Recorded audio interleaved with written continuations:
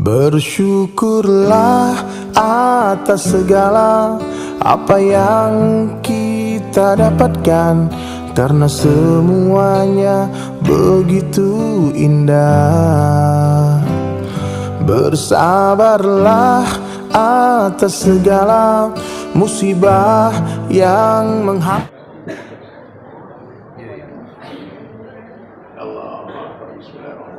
Assalamualaikum warahmatullahi wabarakatuh. Waalaikumsalam warahmatullahi wabarakatuh. Nahmaduhu wa nusalli ala rasulil karim, amma ba'd. Allah Ta'ala fi Qur'anil Karim, a'udzu billahi minasy syaithanir rajim. Bismillahirrahmanirrahim. Wa man ahsanu qawlan mimman da'a ila Allah wa 'amila shalihan wa qala innani minal muslimin. Wa qala Nabi sallallahu alaihi wasallam, kullu ummati yadkhuluna al-jannah illa man aba. Qila wa man ya'ba ya Rasulullah? Qala man ata'ani dakhala al-jannah wa man 'asani faqad aba. Atau kama qala Rasulullah sallallahu alaihi wasallam.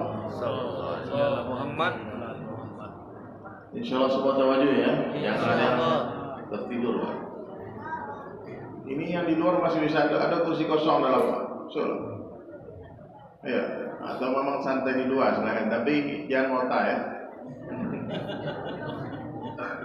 Karena yang mau saya sampaikan ini nggak memang perkara yang paling penting dalam kehidupan. Jadi saya nggak mau ada orang yang bicara ketika saya bicara. Nggak mau ada yang tertidur satu orang pun. Kalau nampak seorang takalok, Pak, anggu-anggu lewat ya. Wabillahi taufiq wal hidayah. Kami lanjut kami tunggu. Siap? Siap. Nah, mudah-mudahan Pak bisa pindah ke siko sebagian apa yang di pojok belakang ini, Pak. Itu untuk tapi ama-ama tuh. Maju siko Pak, siko Pak. Biar kes deh. Allah. Tuh. Bismillah. Pak, langsung jalan siko Pak. Pak, kurang. VIP yang di buku ada Pak Ustaz. Alhamdulillah. Siap, siksi keamanan boleh gitu.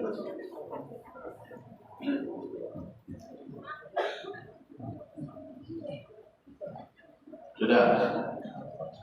Oke. Jadi tawajuh itu hadirin sekalian, dalam majelis ibu tahu tak? Yang mendengar bukan cuma telinga, tapi mata ikut mendengar. Darah, daging, tulang, kuku, gigi, rambut mendengar semua. Siapapun yang bicara.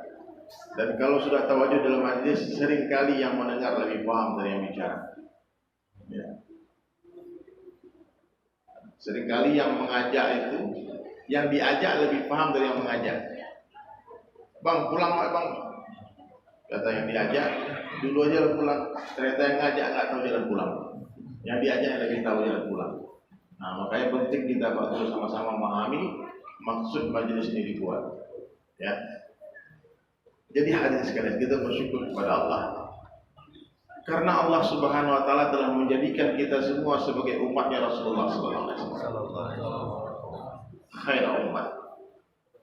Umat yang terbaik.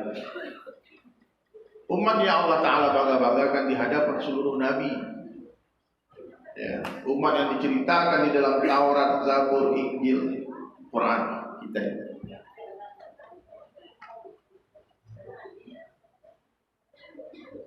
Ayo. Sehingga nabi-nabi berdoa kepada Allah, ya Allah jadikan hamba sebagai umat Muhammad sallallahu alaihi wasallam. Lebih paham Pak, Nabi Ibrahim ingin seperti kita. Nabi Musa alaihissalam berdoa kepada Allah, ya Allah jadikan aku umatnya Muhammad sallallahu alaihi wasallam. Maknanya Nabi Musa ingin seperti antum, Bang. Nabi Ibrahim ingin seperti kita semua. Nabi Isa alaihissalam betul jalan-jalan di tiang tuh. Duduk.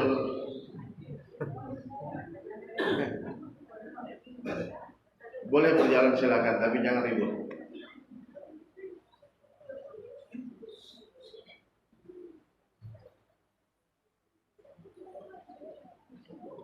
Ini umat hadirin sekalian, Allah yang mengatakan kuntum khaira ummatin ukhrijat lin-nas.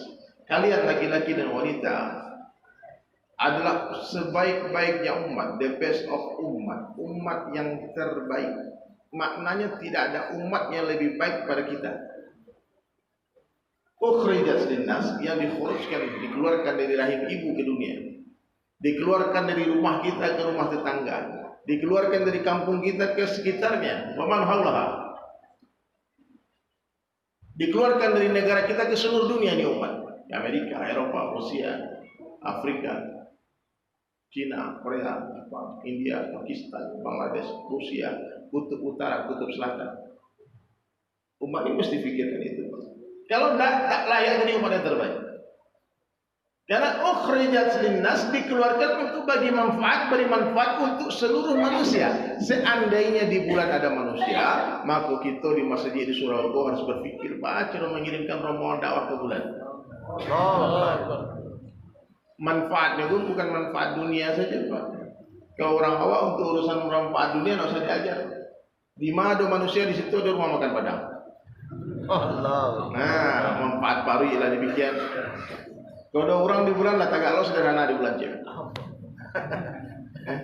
Kalau rasa ke orang tanah datar punya kan? Iya betul. Lintau. Alah hebat, tidak usah diajar. Tapi ada nggak orang yang keluar meninggalkan kampungnya untuk memikirkan akhiratnya umat? Kalau ada, itu pun bukan dibantu tapi dibully, Pak. Digalaan apa jalan? Lalu tak jalan. Kalau umat tinggal ini tinggal. Allah. Berang di betuanya, di berang di tetangga jalan, di bunjang sekampung. Tapi kalau untuk urusan dunia tepuk tangan, buat apa tuh? Canggih. Untuk urusan agama, canggih lo orang. Allah. Tapi memang begitu jalannya. Nabi-nabi dibilang gila, para sahabat dibilang gila. Kenapa? Karena memang mereka hanya mulai berbuat di luar batas kewajaran. Orang beriman ini, Pak, kalau dipikir-pikir kadang tidak manusiawi. Ya coba bayang baru manusiawi. Nabi Ibrahim sudah menabi anak, jadi manusiawi. Kalau dilaporkan ke polisi, tangkuan Nabi Ibrahim. Percobaan pembunuhan kan? Percobaan pembunuhan. Ditinggalnya bini 3 tahun di Makkah. Tidak ada nafkah, tidak ada kirim-kirim bukti. Begini layu kirim tinggal di Makkah, itu tidak ada tinggal. Itu kata lapor ke Komnas HAM karena Nabi Ibrahim. Atau hak perlindungan anak ada gini kan. Tapi orang beriman tak berpikir masalah itu. Yang dilakukan oleh orang beriman, kalau ini perintah Allah, ini sunnah Nabi, sami'na wa ta'na. Aku dengar, aku taat. Masuk akal enggak masuk akal? Karena orang beriman begitu besar kecintaannya kepada Allah dan Rasulnya, melebihi segala-galanya. Orang beriman mencintai Allah dan Rasulnya melebihi anak dan istrinya, bahkan melebihi dirinya sendiri. Itu yang harus kita pelajari, jamaah sekalian. Sebelum kita mati, kita harus buktikan kepada Allah, ya Allah, saksikan olehmu ya Allah, aku mencintaimu dan Rasulmu melebihi siapapun. Dan ini nggak bisa dibuat kecuali dengan meninggalkan segala-galanya karena Allah dan Rasul. Nah, ini bagian dari tarbiyah hadis. Ukhrijat linnas. Untuk apa kita keluar? Ta'muruna bil ma'ruf wa tanhauna 'anil munkar. Ajak manusia kepada kebaikan, cegah dari kemungkaran. Wa tu'minuna billah. Ayat ini banyak dihafal orang buya, tapi tak ditadaburi makna. Sehingga ketika melihat ada orang yang keluar berdakwah, banyak bertanya, mana dalilnya?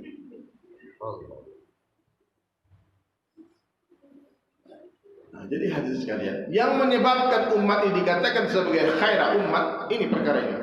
Ukhrijat linnas, dikeluarkan untuk manusia, ta'muruna bil ma'ruf wa tanhauna 'anil munkar. Nah, kalau gini awal dalam perjalanan safar dakwah, sedang training. Istri saya sebetulnya yang mengajak, dia bilang, di tahun depan kita keliling dunia itu naik mobil. Tapi ini auto keliling dunia jauh. Akhirnya dulu sahabat jalan kaki katanya. Sahabat tuh jalan kaki keliling dunia, bawa di auto. Syekh Burhanuddin tuh jalan kaki tuh dari Aceh sampai ke Ulaan sama meninggal di Palembang. Wali semua jalan kaki, Jawa nih selamanya, Pak. Tuh nampak wajah-wajah jalan kaki lagi semangat sekali, Pak. Iya Pak. Ini ngamen baik. Dari Singapura, lanjutlah cari rute ya, Singapura, Malaysia, Thailand, naik kate, Cina, masuk Rusia, pikir dia. Nampak tidak seperti orang sahabat. Tapi kalau sampai kan trainingnya keliling Sumatera dulu kita. Siap berangkat 3 oto kami konvoy Pak.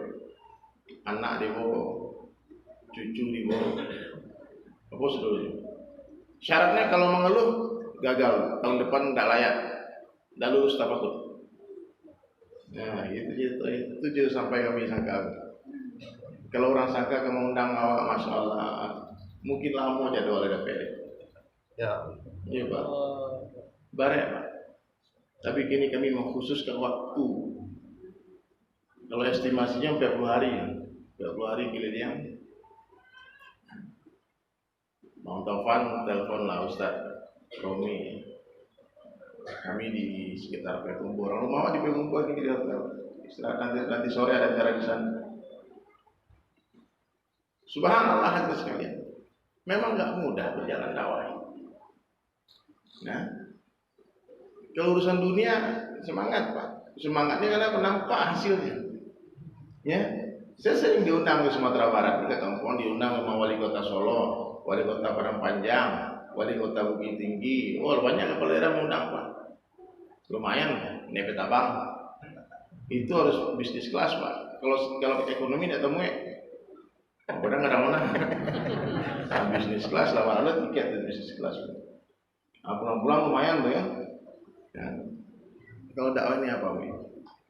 Kita berharap kasih sayang Allah, ridha Allah, semoga menjadi asbab hidayah. Amin. Jadi Bapak Ibu ya, kami datang ke sini Ambo dengan rombongan semata-mata karena Allah. Murni karena Allah, bukan karena dunia sama sekali. Coba kalau perjalanan kami alhamdulillah sudah disiapkan. Kami sudah persiapkan. Ya. Nah, saya berharap hadirin sekalian dengan kedatangan saya ini kita semua juga terbuka. Saya juga pengen jalan-jalan. Tapi bukan untuk melancong, bukan untuk wisata, bukan untuk dakwah. Kalau kita tanam padi, rumput pasti tumbuh, betul nggak? Wah bali Jawi pasti dia tali. Tapi coba bali tali, dia dapat Jawi Pak. Orang ambil tali orang Pak, talinya yang ambil ya kan. Tak bawa Jawi orang, dia tangannya selampong. Pak Wang buat talinya, Pak itu Jawi dan tak bawa. Nah, tidak bisa. Tapi kalau bali Jawi pasti dikasih tali. Maka kita keluar hadirin mulia dari rumah kita, dari kampung halaman kita. Niatnya dakwah, dunia pun dapat. Betul nggak? Nah tadi pagilah minta talu Allah. Sebenarnya susah sampai Jakarta tuh.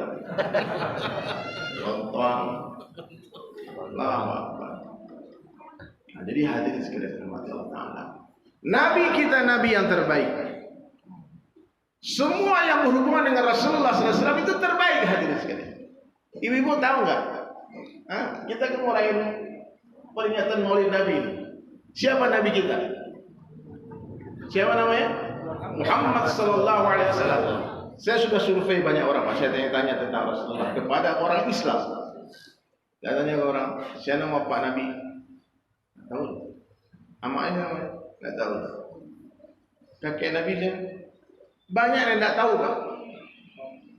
Tanggal berapa Nabi lahir? Tanggal 2 boleh mana? Rabiul Awal itu mana? Di Instagram aja bagi ada mama tanggal 2 Agustus. Semua jauh ini. Nama yang terbaik adalah namanya Rasulullah SAW. Tidak ada nama yang lebih indah di dunia ini melebihi Muhammad. Imam Syafi'i rahmatullahi punya anak laki-laki 12 orang, semua diberi nama Muhammad. Orang-orang bertanya, ya Imam, apa enggak ada nama lain? Kok nama anakmu Muhammad semua? Dia bilang, setiap kali anakku lahir, aku mencari nama terindah di muka bumi dan saya tak temukan nama yang lebih indah dari Muhammad. Allah. Seumur hidup hadirin sekalian Rasulullah SAW tubuhnya tak pernah tersentuh langsung oleh sinar matahari. Dari lahir sampai wafatnya Nabi dilindungi oleh matahari menaungi Nabi SAW. Sehingga Nabi tak pernah ada bayangan tubuhnya di tanah. Allah tak ridho bayangan kekasihnya diinjak oleh manusia. Allah. Bayangannya saja nggak boleh diinjak. Allah. Ketika Nabi Musa alaihissalam hadir mulia di Bukit Tursina menerima Taurat, apa kata Allah? Hai Musa, lepaskan sendalmu wahai Musa, ini tempat suci. Tapi ketika Isra Mi'raj hadirin sekalian, ketika hendak berjumpa dengan Allah di Sidratul Muntaha, dengan penuh adab ketawaduan Rasulullah SAW melangkah, Jibril katakan, ya Rasulullah, engkau jalan sendiri, aku tunggu di sini. Aku nggak bisa melewati batas ini. Rasulullah SAW hadir mulia masuk di arsy Allah itu, melepaskan sendalnya. Apa kata Allah? Wahai kekasihku Muhammad, pakai sendalmu. Allah. Sendal Nabi, debu yang menempel di sendalnya Rasulullah SAW itu lebih berharga daripada dunia beserta isinya. Jangan main-main. Menyebut namanya saja itu 10 rahmat bercurah-curah. Kamu dengar nama Muhammad sallallahu alaihi wasallam. Kampung yang terbaik adalah kampungnya Rasulullah sallallahu alaihi wasallam. Bahasa yang terbaik adalah bahasanya Rasulullah sallallahu alaihi wasallam. Fikir yang terbaik adalah fikirnya Rasulullah sallallahu alaihi wasallam. Kerja yang terbaik adalah kerjanya Rasulullah sallallahu alaihi wasallam. Keturunan yang terbaik adalah keturunannya Rasulullah sallallahu alaihi wasallam. Maka jangan coba-coba menghina para habaib. Ta'zim, muliakan mereka, ihtiram, muliakan, agungkan mereka. Habaib itu Pak, meskipun maaf ya, mungkin ada sebagian dari mereka yang rusak kesehatannya, linglung dia dan sebagainya, dia tetap jauh lebih mulia daripada ulama yang paling alim di dunia ini. Allah. Di tubuhnya mengalir darah Rasulullah SAW. Ada yang majidum Habib itu muliakan, karena kekerabatan mereka dengan Rasulullah SAW. Makanya coba-coba menghina keturunan Nabi SAW. Kerja yang terbaik adalah kerjanya Rasulullah SAW. Apa kerja Nabi Bapak Ibu sekalian? Siang hari memuji-muji Allah di hadapan manusia. Dakwah datang door to door, dari pintu ke pintu, dari rumah ke rumah, dari lorong ke lorong, dari desa ke desa, kota ke kota, naik gunung turun gunung, menyisiri pesisir pantai, melewati batas lautan, batas-batas negeri dan negara.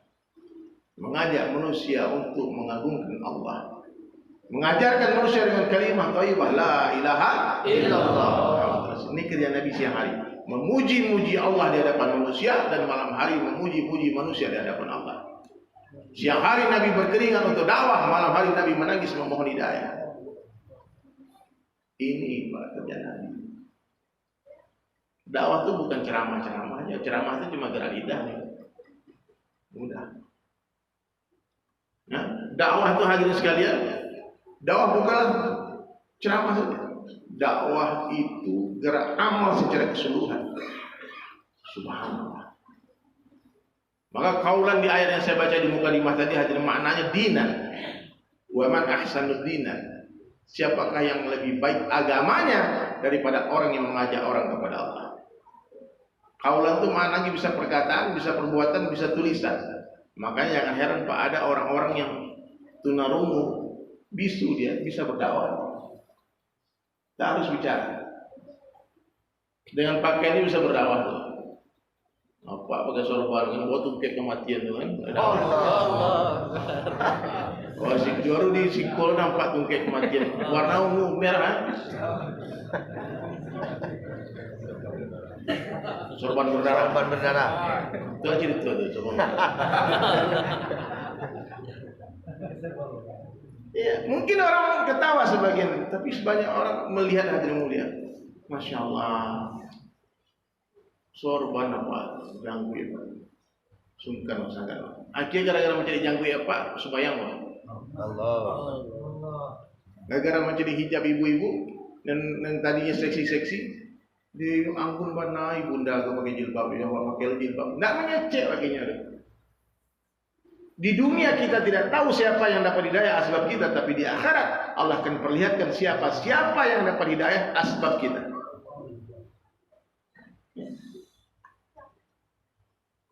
Oh, jangan main-main Pak. Dai itu cuma jalan aja pada jalan. Dulu sahabat itu cuma jalan aja. Dia nggak bisa bahasa Indonesia, nggak bisa bahasa India, nggak bisa bahasa Cina, nggak bisa bahasa Inggris. Dengan bahasa Arab dia berjalan melewati satu kampung masuk Islam. Allah. Melihat kipasan sorbannya. Ya. Orang lari-lari dengan bahasa dia bingung. Jadi mereka cuma kata kunu mislana. Jadilah seperti kami, jadilah seperti kami. Kunu mislana. Ya, saya sudah coba rasakan Pak, masuk ke pedalaman Papua. Ayo jangan ngobrol sayang, ayo.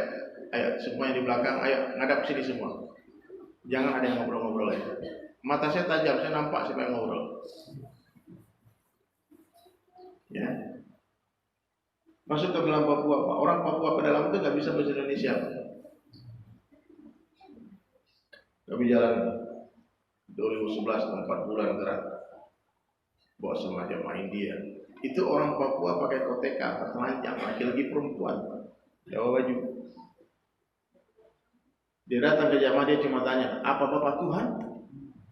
Dia pikir kita Tuhan, Pak. Banyak yang masuk Islam. Rombongan Ustaz Fadl Karamatan itu pernah satu ketika di Tanah Abang 3.300 lebih orang dalam satu waktu bersyahadat. Ya. Antum nggak malu Pak, kita seumur hidup itu nggak pernah kemana-mana, cuma disangka-sangka aja. Maka perlu khurus fisabilillah, perlu keluar jalan Allah. Kalau perlu seluruh orang Islam laki-laki ini, ibu-ibu punya lagi, suruh berangkat. Jual cincin, jual galang, nggak berangkat lah Bang. Kalau kerja sama laki-laki dan wanita, suami istri dalam dakwah. Jangan kadang-kadang emak-emak kan ada. Gua pernah ngajak orang 3 hari di masjid itikaf, ya sarang dari bininya. Mau dari sudah mana? Ya, Bu, kenapa Bu? Suami saya mana? Ada di dalam lagi ngaji itu. Saya suruh pulang. Apa masalahnya? Ya biasa dia kalau pergi-pergi ini hilang dia nggak jelas buka cabang ya. Kira lo blacklist Pak. Jamnya bini ya. Hilang 3 hari kamu abang. Bu, suami ibu di masjid perbaiki diri. Kalau ibu nggak mau saya jaga masjid, saya jaga diskotik aja gimana? Oh iya, ajak lo ya. Kalau suami ibu jadi orang soleh, Bu, saya pikirnya nih, rajin sholat di masjid, rajin bersalawat kepada Nabi, rajin baca Al-Quran, malam-malamnya jago yang tagak menangisnya, tidak usah nanti Bu. Ciri yang dulu laki kita gak suami Allah. Doa ya Allah, ini masuk itu surga ya Allah. Mereka indah. Pahala suami 100% mengalir ke buku catatan amal istri, 100%, otomatis. Gak perlu ya panian-panian. Ya Allah, pahalaku berikan, tidak perlu. Otomatis seluruh amalan suami mengalir ke buku catatan amal istri. Maka sungguh malang seorang wanita yang punya suami tak pandai beramal. Allah. Malang nian nasibnya. Yang diisi cuma rekening banknya saja. Itu untung aja malah ya rekening diisi. Kalau bank dalu atau bank dalu. Allah. Laki tapi jalan metong atau lalu. Pulang-pulang tidak lama makan kamu. Nah ini itu malang nasib. Yang kayak gini nggak apa-apa. Jangan ditinggal, suruh dia masjid. Bang ke masjid, dorong ke masjid bang. Bangunkan dia subuh, percikan air ke wajahnya. Rahmat Allah bagi seorang wanita yang memercikan air ke wajah istri, ke wajah suaminya, untuk membangun dia sholat. Suruh suami, semayanglah bang, bangunkan kami istana di surga. Karena hakikat cinta yang sesungguhnya itu bukan di dunia, tapi di surga. Hakikat cinta di mana? Surga. Dunia ini tempat berpisah, tempat menangis. Dunia juga bukan tempat tinggal, tapi tempat kita meninggal. Tempat yang akan kita tinggalkan. Dunia tempat peristirahatan sementara, persinggahan sementara. Tidak ada kehidupan kata Rasulullah kecuali kehidupan akhirat. Tidak ada kehidupan kecuali kehidupan akhirat. Nah, maka hidup sementara di dunia sawanta, di dunianya bunda. Kau sedih, sedih sementara. Kau bahagia, bahagia dalammu. Kalau kaya di dunia, kaya sementara. Miskin, miskin sementara. Jadi raja sementara. Jadi anggota dewan sementara. Cantik sementara. Tampan sementara. Apa saja yang ada di dunia, siapa saja yang berada di dunia itu sementara saja. Bahkan matahari yang kita lihat terbit di ufuk timur setiap hari dan tenggelam di barat, itu pun sementara saja. Suatu hari nanti pasti Allah Ta'ala akan hancurkan itu matahari.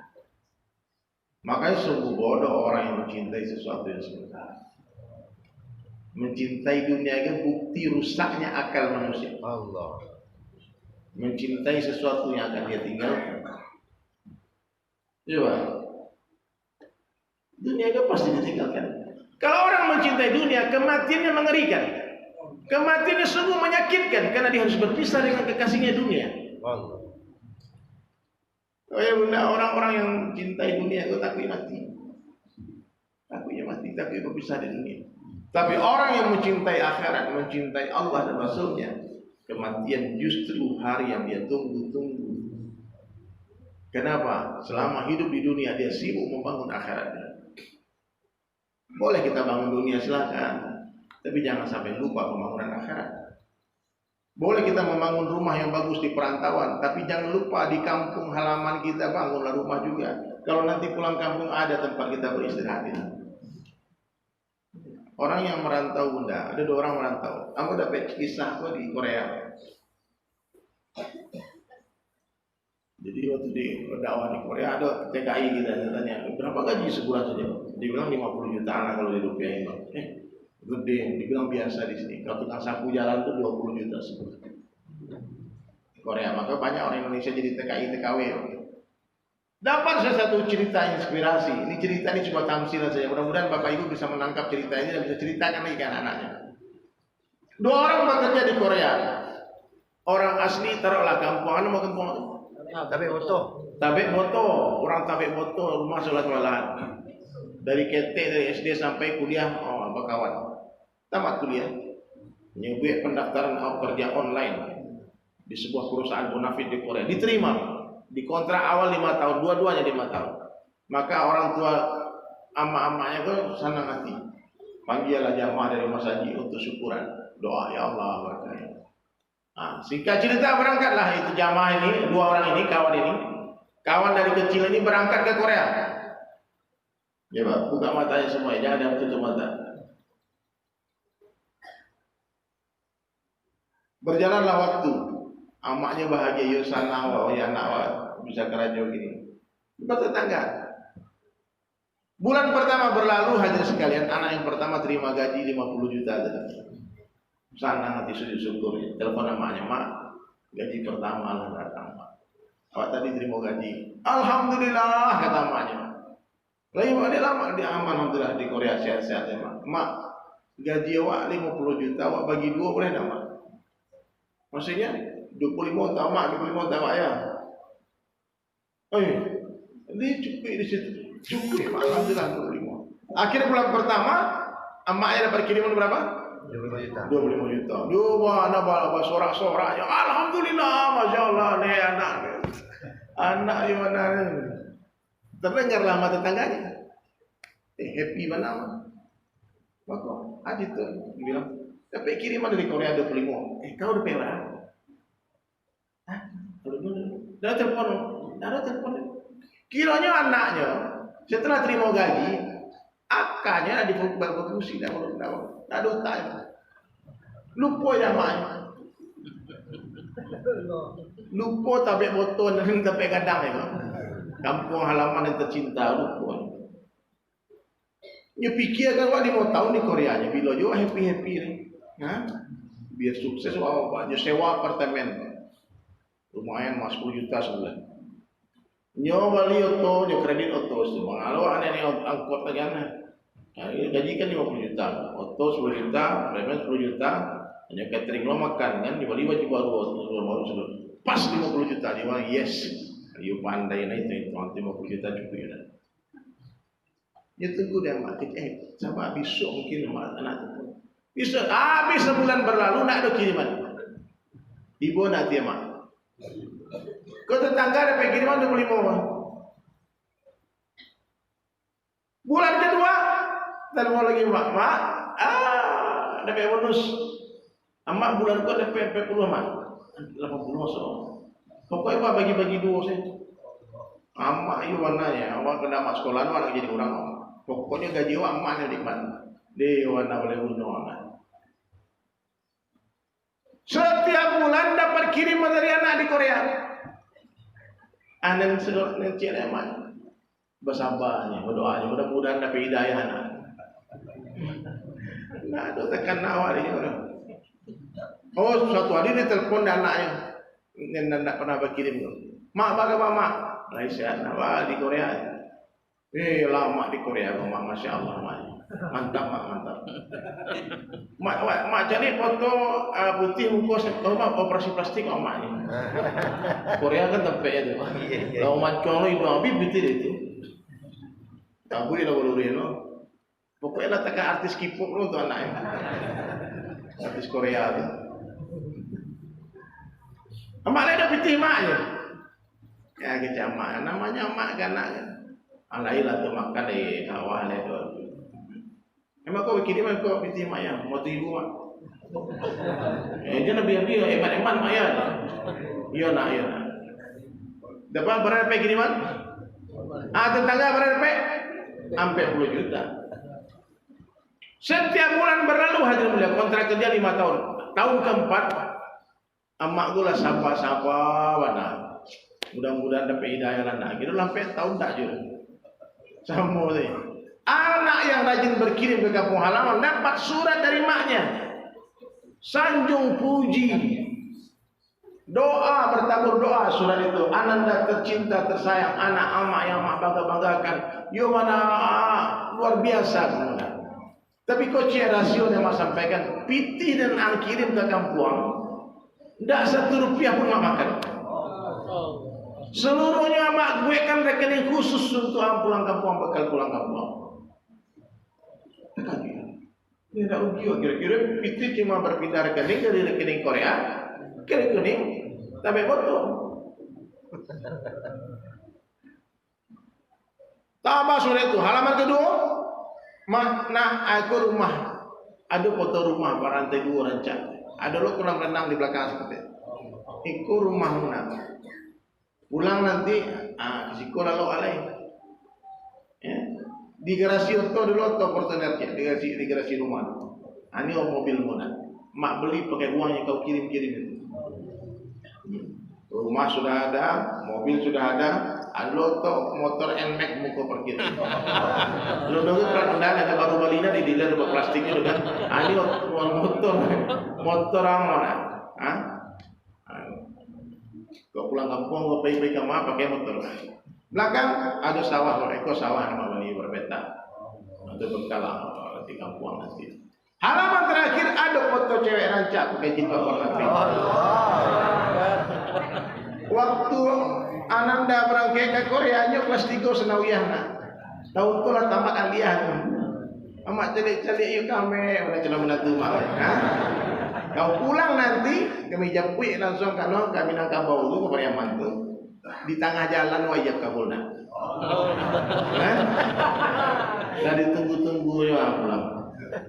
Manggareteknya macam dia. Main dia ya bantu ya Allah. Besoknya ke kantornya kita enggak bos bisa enggak ambo pulang kini bos. Allah, kayak mau tolong mana? Kece bosnya mohon maaf. Kontrak 5 tahun itu tidak bisa dirubah, tidak bisa maju, tidak bisa mundur.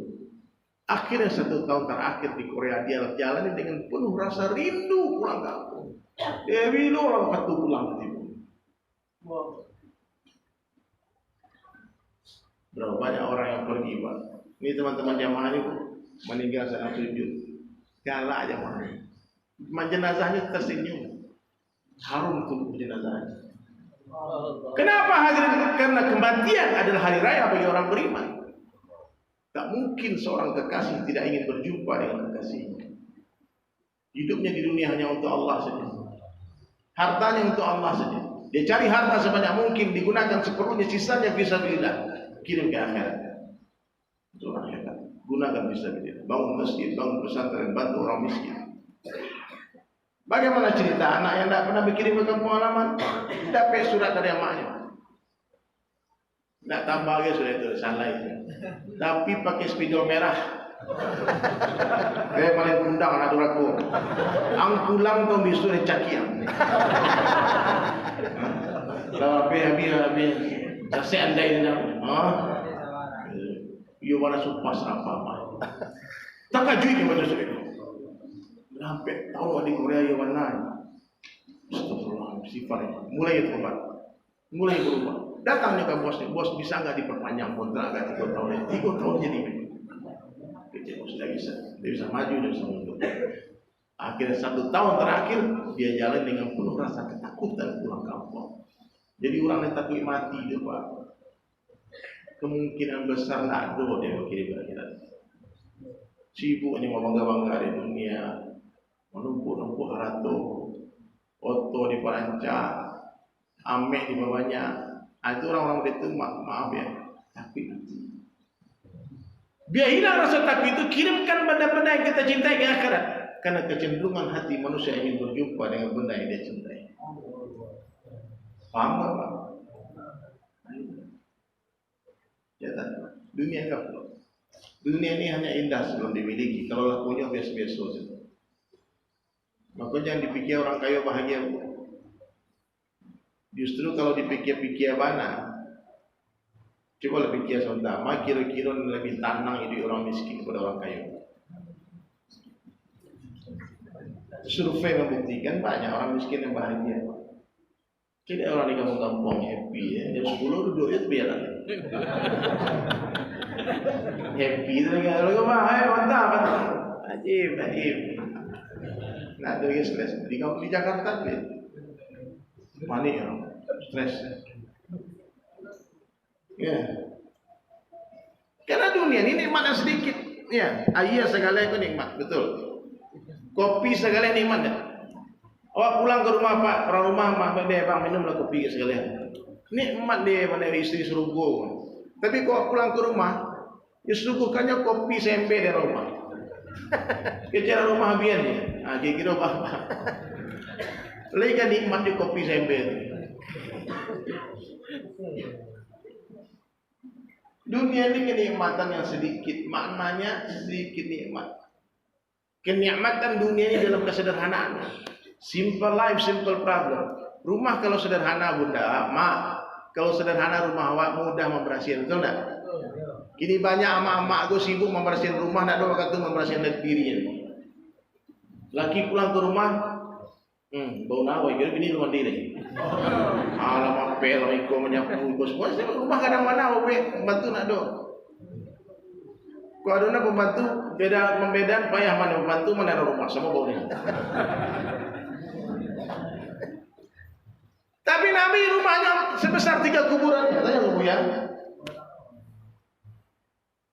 Di Madinah tu ibu-ibu kalau pergi umrah kau cari di Raudhah tu itu rumahnya Ibunda Aisyah radhiyallahu anha sebesar 3 kuburan Rasulullah, Abu Bakar dan Umar.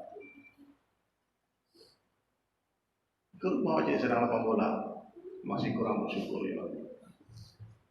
Rumah kalau sederhana bahagia. Bukan tak boleh punya rumah, kadang boleh silakan. Tapi banyak pembantu di rumah. Dan jadi bini jadi pembantu, bini gua ratu di rumah. Lebih bambat. Makan kalau sederhana lama. Makan Nabi itu sehari makan sehari tidak. Kalau makanan laut saya, tidak ada campur ada darat saya, laut saya. Awak kini cina meja makan penuh. Jari yang ada, rendang ada, komplit. Namun setengah hari itu tidak puas, makannya sebelum ini. Tak masuk akal kebodohan-kebodohan yang kita buat. Baju, mak, coba beli lemari pulang beko, dituang pada alai baju tidak merasa pakai. Mungkin bagi kita itu aib pakai baju itu lah. Pernah pakai beralek, kau pakai sekali galan orang kampung. Ibu bagi ke orang-orang miskin. Mungkin bagi kita itu baju yang tak berarti, tapi bagi orang miskin mungkin itu baju lebaran, baju rayun. Berbagilah, indah berbagi untuk awak dia. Jadi makan minum sederhana, pakaian sederhana, rumah sederhana, kendaraan sederhana, pernikahan sederhana. Ini. Kecenderungan benda-benda mewah itu masuk hati. makanya sederhanakan keperluan. Jadi kawan-kawan tuh handphone lama tuh Pak, itu aman tuh Pak. Itikaf di masjid ya casnya ada tapi hilang tuh. Yang itu aja itikaf kan, you cas Pak, mencari malian tersinggung malian. Dan Pak lu mana bel? Di gua dia pesekin 50 hari kau. Payah lo orang Bali itu lo mau mana-mana lo Pak, boleh lah.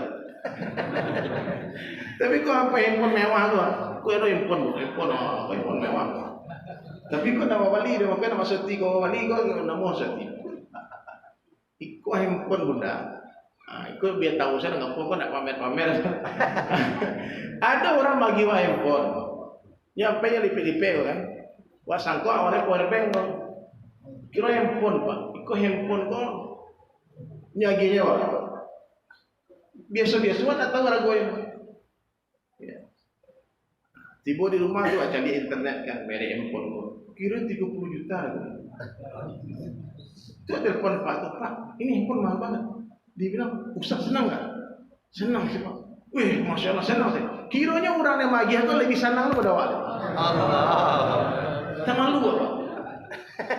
Waktu kita awak pikir, diberi itu membahagiakan. Senang lah kalau diberi. Itu wasangko. Ternyata setelah dewasa awak pahami, kebahagiaan itu ketika memberi, bukan ketika diberi. Ibu mau senang, mau galak tiap hari, mau senyum tiap bagi orang. Gue orang galak. Banyak piti tabungannya, pergi ke orang miskin, tanya ke ledo piti. Nak ada orang kaya. Cerita yang dicukui lah, ha? Ya. Ini sudah kurang. Sampai kurang sekampung rami-rami minta gua. Iya Pak, kalau tahu lo bagi-bagi buat antri lo rumah. Wah pernah sekali pengumuman tuh giveaway ya. Kami orang minta tukang ojek, tukang grab berantri. Lagi solusi di Bali 1 ton barang sebulan, datang ke rumah.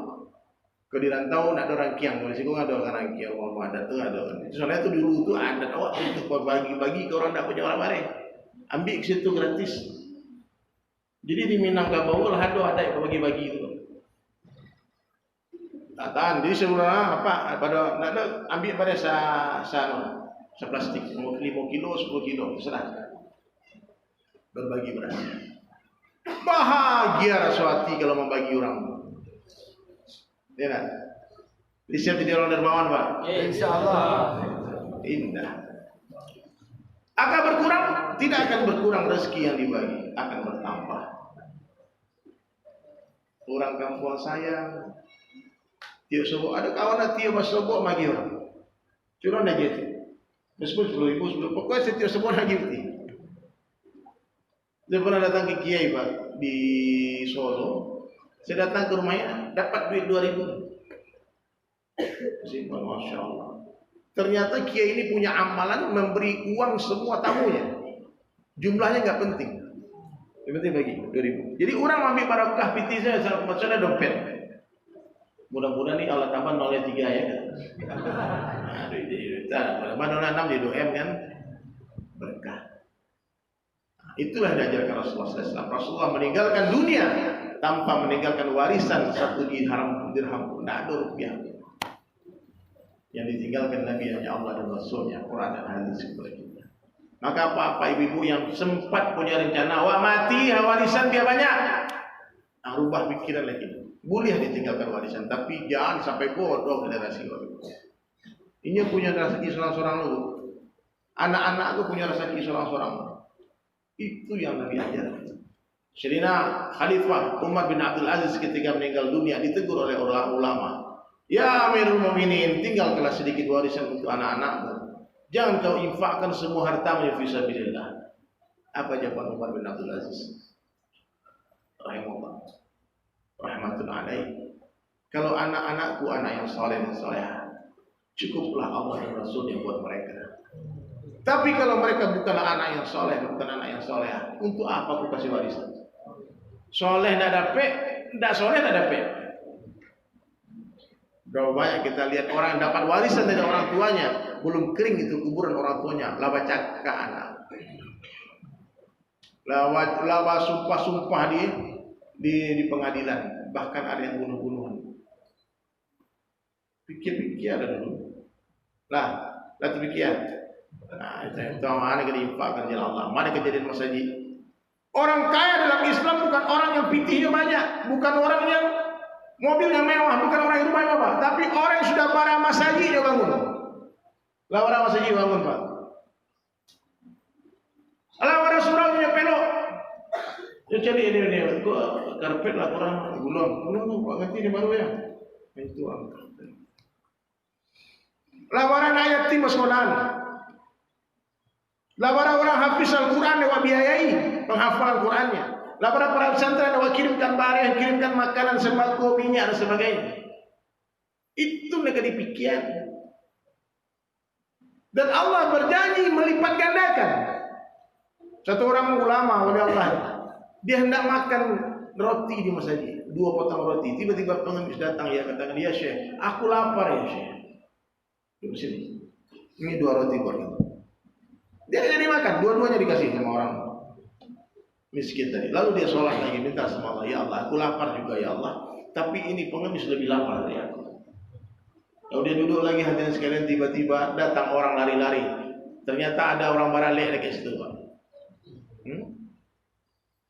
Dikatakan, ya Syekh, ini ada titipan dari Bapak Haji itu, mau antarkan roti ke sini. Roti yang sama, seperti roti yang mau dia makan tadi. Lalu Syekh tadi hitung rotinya, 1, 2, 3, 8 balai roti. Kecil ulama tadi, ini jangan-jangan bukan untuk saya ini, untuk antum. Kalau untuk saya mesti 20 yang datang. Karena tadi barusan saya memberikan sedekah 2 potong roti kepada orang miskin. Janji Allah 10 kali lipat. Kenapa cuma 18? Maaf ya, 2 ambil.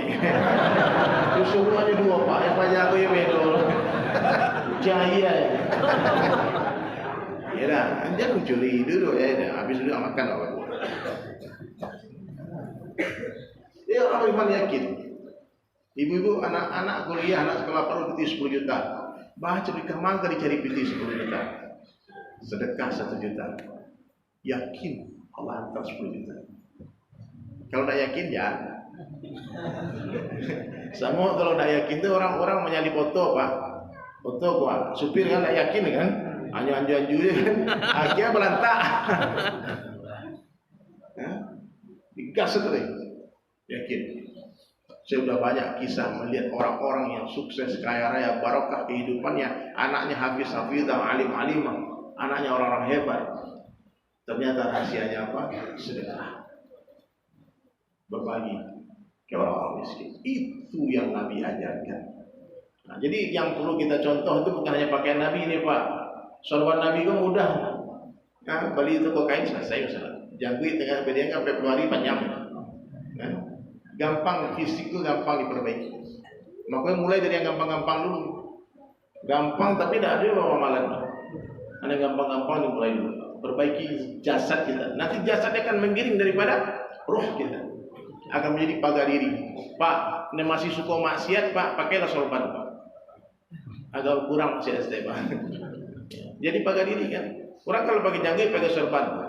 Nampak orang tak lalu anak gadis lalu. Kamu gaduh tak jadi Pak. Gaduh sorbannya. Jadi padahal ingin masih ingin. Nah, itu jadi pagariri bagi Pak. Sunnah. Maka Nabi mengatakan man ahya sunnati faqad ahabbani wa man ahabbani kana ma'i fil jannah. Siapa yang menghidupkan sunnahku cukup cinta kepadaku, siapa yang mencintaiku bersama denganku di dalam surga. Maka ulama sampaikan sunnah ini maknanya adalah bukti cinta. Dulu aku metal-metal Pak, senang Metallica, Sepultura, batiru orang punya, panjang orang punya. Kayak cara foto saya begitu cerita gawat itu. Bajunya hitam-hitam, pakai hitam-hitam, pakai baju setan-setanan tuan tuduh pakai itu. Pakai Sarawak ketat, dulu ketat Sarawak tuh. Pakai itu, guys sepatu hitam, beli gitarnya batiru, lagunya apa, nama mama apa ya tahu gak? Suruh tanggal lahir nggak tahu. Kenapa mencintai? Iya.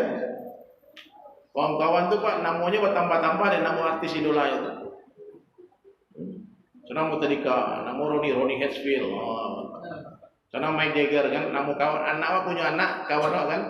Ini senang Rolling Stone. Anak pertama lah dia Jagger namanya. Mick Jagger. Anak yang kedua Angie. Ada lagu Angie, tahu lagu apa? Tahu. Plat autonya 746ER Jagger. Semua tentang Rolling Stone. Senang Bob Marley boleh tuju. Kini senang ke Rasulullah. Ma bukti ya? Ma ada sunnah di tubuh. Ada tak satu kan? Minimal cie ada. Yang paling minimal KTP lah Islam apa KTP apa. Itu syarat minimal paling rendah. Lah mantap itu. Ada orang kawan ada yang malu ada bang dari batu ya. Awak Islam KTP bang. Maksudnya? Ya Islam maksud bayangin tak mengandak. Saya bilang KTP yang Islam itu sebuah kebaikan yang sangat besar dalam pandangan. Antum harus bangga KTP antum Islam. Itu syarat awal masuk surga. Jadi patah pak. Yo Islam keturunan ada pengorbanan kan. Sakit hati orang tuh. Jangan sampai murtad orang gara-gara awal. Jadi tugas dai ini apa? Bu, tugas awak memberikan motivasi semangat bagi seluruh pelaku maksiat untuk kembali kepada Allah. Ya malu kalau dosa banyak orang mabuk kerja itu ni. Nak ada apa urus tu. Lah pernah bunuh orang. Aduh kecil dosa. Nunggu ada untuk ampunan Allah lebih besar daripada dosa. Oh gitu ya. Ya tobat wae. Jangan sebutkan. Iya wae, ini wae. Nah mungkin lah. Umur itu ceritanya memang agak payah. Jadi kata Maulana Sa'ad sekalian, hadrati kita, ulama kita di India, dia katakan apa? Satu orang yang memutuskan harapan orang untuk bertaubat kembali kepada Allah, orang ini tidak layak hidup di dunia. Orang ingin bertaubat, dia bilang tak mungkin Pak.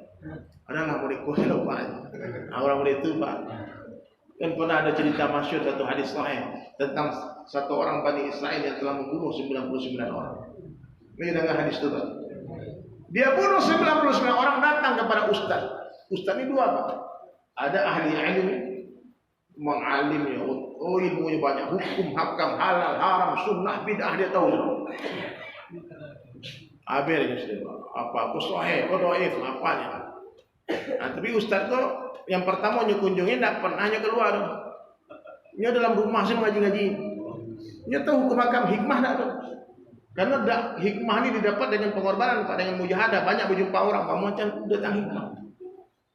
Lalu orang tadi datang, dia tanya, "Ya Ustaz."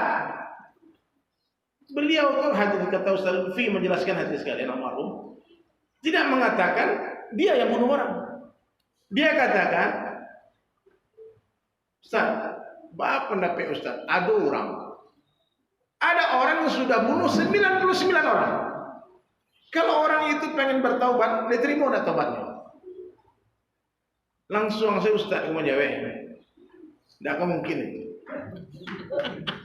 Parah Pak Jatuh masih.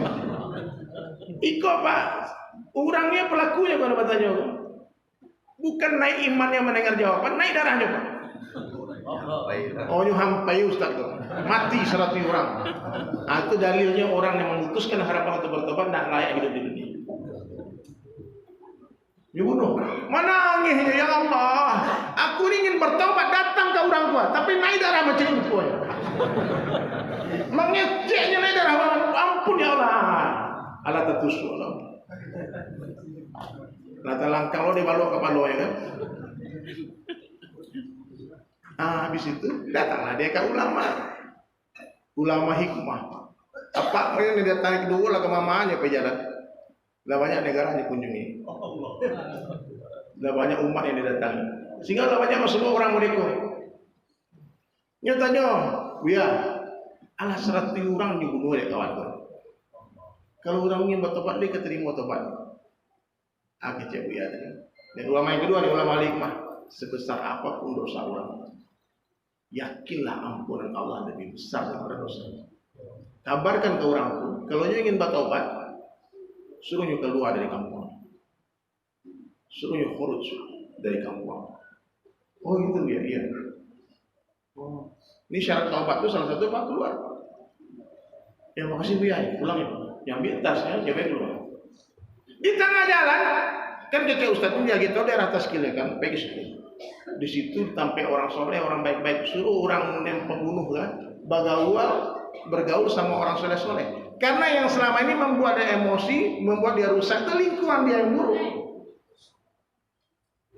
Berangkatlah si bulan di hadirin mulia Bani Israel ini ke tempat tujuannya. Di tengah jalan takdir Allah meninggal dunia.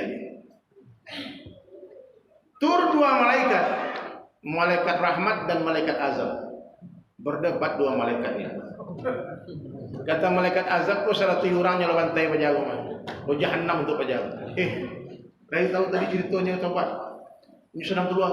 Datang satu malaikat menengahi, kuasa ajar pada kalian heboh.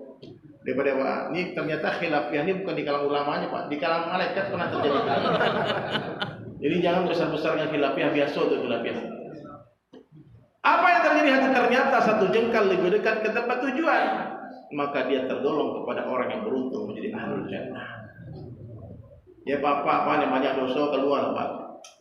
Tinggallah kampung yang melalaikan awak. Tinggalkanlah pergaulan yang melalaikan awak selama. Ganti dengan pergaulan orang-orang saleh. Di mana? Di masjid. Kita berjalan dari masjid, minal masjid ilal masjid. Dari masjid ke masjid, dari satu istana Allah ke istana Allah yang lainnya. Insya Allah. Insya Allah. Kalau kita berlama-lama di dalam masjid, insya Allah kita akan dapatkan hidayah. Karena Allah kalau mau turunkan hidayah di satu kampung, pertama kali Allah turunkan di masjid, baru dibagi ke rumah-rumah. Makanya orang yang lama-lama itikaf di dalam masjid Buya, kemungkinan besar dapat hidayah. Ya, makanya wajah orang-orang ke masjid, apa anak apa wajah ke masjid, minatu saja ke masjid, jangan diberang apa, supaya dapat hidayah. Lama-lama di dalam masjid, maka hati akan ada mu'alaq dengan masjid, akan ada keterkaitan, keterikatan, kerinduan kepada masjid. Kurang ayam 3 hari di kandangnya, lapet. Habis itu pasti dia rindu balik ke kandang. Maka jangan heran ibu-ibu, macam ini kawan-kawan dulu mabuk-mabuk preman-preman, hilangnya 3 hari, pulang-pulang pakai sorban ya. Ini tidak tersapu aja. Banyak orang heran, banyak orang heran. Tapi itulah keajaiban akhir zaman. Ada gerakan dakwah yang telah terbukti mengislah umat, memperbaiki umat. Mari kita ambil bagian hadirin sekalian. Saya mau doakan tahun depan bisa keliling dunia, amin. Akan ke seluruh penjuru alam. Dan ini kesimpulannya. Jadilah orang baik dalam pandang Allah. Apa ciri-ciri orang baik? Hatinya bersih dari kesyirikan. Tak ada satupun di hati yang makhluk. Ma fi qalbi ghairullah. Yang kedua, kehidupannya dihiasi oleh sunnah Rasulullah SAW. Dia begitu mencintai Nabi. Ujung rambut, ujung kaki, bangun tidur lagi. Dia hidupkan sunnah Rasulullah SAW. Yang ketiga, sholat dia khusyuk wal khudu. Laki-laki di masjid berjamaah di tempat azan dikumandangkan. Ama-ama boleh di masjid. Tapi Pak, maaf, kalau nanti satu hari lapan muh masjid gua ada apa-apa, ama-ama mengalah sama. Nggak usah demo. Nggak bisa bagi dua masjid pokoknya. Nggak bisa. Udah, pahala semua yang di rumah ketika itu lebih besar daripada sholat di masjid. Tapi kalau sementara waktu masjid kosong, ambil alih, kuasailah. Sabar lu apa-apa balik ke masjid. Kalau balik apa-apa ke masjid, ama-ama menyerah. Tenang. Itu kami ingin sholat berjamaah. Pahala suami mengalir ke buku catatan amal istri. Kemudian zikir diperbanyak, salawat diperbanyak, baca Quran tiap hari minimal 1 juz, akhlak diperbaiki. Ini Buya katakan tadi itu. Allah beri 2 mata, mata kanan melihat kebaikan orang lain, mata kiri melihat keburukan diri sendiri. Ya. Lihat orang tua lebih baik. Lihat anak muda lebih baik. Lihat orang kaya lebih baik. Orang miskin lebih baik. Kenapa orang kaya lebih baik? Banyak sedekah bapak itu.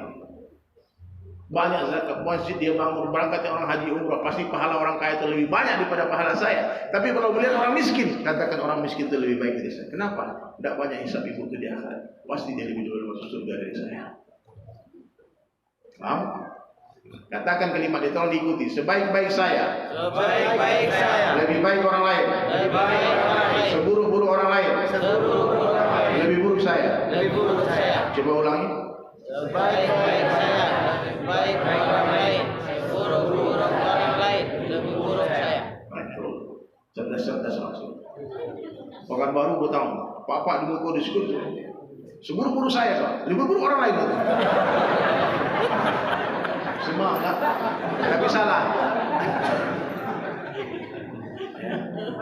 Catat kalimat itu. Kalau ikhlas, ciri-ciri orang ikhlas dipuji nggak senang hati, dibuli nggak sakit hati. Santai saja oles. Apa kata orang terserah. Tangan kita cuma 2, mulut orang miliaran banyaknya. Tak mungkin kita menutup mulut semua orang. Tutup telinga, terus berjalan sampai berjumpa dengan Allah. Apa artinya seluruh dunia menyanjung kita, memuji kita, kamu orang hebat, kamu orang baik, kamu orang mulia. Allah katakan hina bagaimana? Allah katakan tidak bagaimana. Yang penting apa kata Allah saja. Orang yang merasa dilihat Allah nggak merasa diperhatikan orang. Orang yang merasa diperhatikan manusia pasti tak merasa diperhatikan Allah. Itulah ikhlas. Dan yang terakhir, jangan cinta dunia. Banyak-banyak ingat mati. Ya. Tak ada yang pasti di dunia kecuali namanya kematian. Tak ada yang pasti kecuali kematian. Mohon maaf Bapak Ibu sekalian, jangan-jangan hari ini hari terakhir kita. Kematian tak mencari orang tua, tak mencari orang sakit. Jangan sampai angan-angan melewati batas umur. Berapa banyak kita lihat orang yang ingin bangun rumah, tahu-tahu mati sebelum rumahnya selesai. Berapa banyak orang yang ingin punya mobil, mati sebelum punya mobil. Ada yang ingin jadi pejabat, udah menang pilkada, mau dilantik mati. Ada. Udah menang Pak, udah dangdutan, syukurannya, menang. Pas mau dilantik, mati. Ada yang ingin menikah, nih jomblo-jomblo nih. Ini kisah nyata nih, di-share di Facebook Pak. Udah dihias gedung, catering udah dipesan, undangan udah disebar. Besok Jumat mau ijab kabul, malam Jumat meninggal dunia. Maka yang jomblo-jomblo tenang, jomblo pasti berakhir. Jomblo pasti berlalu, minimal dengan kematian.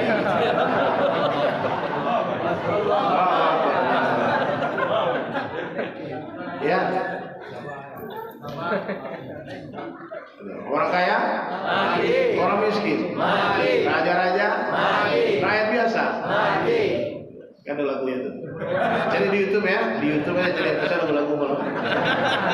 Kalau nyanyi nanti undang lagi Pak. Nama ada Pak Kesra tadi sini siapa lagi? Ini mau lewat. Undang konser, tapi itu ada gua tuh. Kalau diundang-undang tuh lumayan Bu. Sekali konser tapi motor NMAX ya kan. Kalau dakwah gua tinggal luar. Bukan di tengah surat. Nah, jadi hadirin sekalian, nanti kita nyanyi bukan 1 lagu 2 lagu, tapi 1 album 2 album, insyaallah. Itu dari saya sekurus-kurusnya ikan pasti ada dagingnya, segemuk-gemuknya ikan pasti ada tulangnya. Ambil dagingnya, buang tulangnya, ambil yang baik, buang yang buruk, ambil yang jernih, buang yang keruh. Wabillahi taufiq wal hidayah. Wassalamualaikum warahmatullahi wabarakatuh. Waalaikumsalam warahmatullahi wabarakatuh.